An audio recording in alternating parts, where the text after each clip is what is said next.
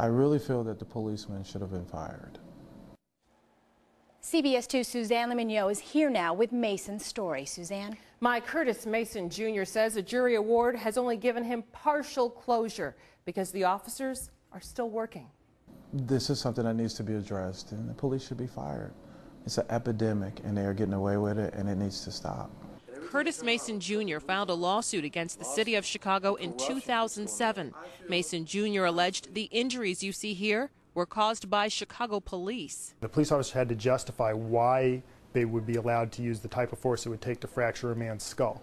And they invented a story of Curtis behaving irrationally, threatening them, trying to assault them, and the jury saw right through it. Mason Jr. was awarded $625,000 in compensatory damages. He says he'd give all that money back if the officers he says did this to him were taken off the streets right now. It was a very devastating feeling. I think the message that the city is portraying to us is that policemen can do whatever they want to an individual and still have their job. On January 13th, 2007, Mason and his then-fiancée, Kylie Johnson, were pulled over by police on the south side. Police said Johnson's rear license plate light was out. When I talked to her in 2007, she told me it was clear why she and her boyfriend were stopped.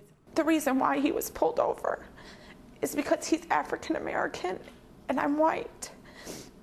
And there are people in this country who don't like that. The officer told him, "Put your MFing hands behind your back." Curtis went to put his hands behind his back when the male officer, struck him.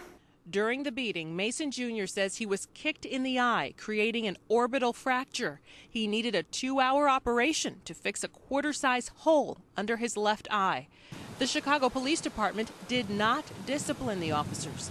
In response to this story, the spokesperson for the city's law department says the plaintiff wouldn't cooperate with the Independent Police Review Authority. IPRA will now re-examine the incident and determine if any discipline should happen. If there were harsher measures taken towards them, it could possibly save somebody's life in the future or prevent something like this from happening again.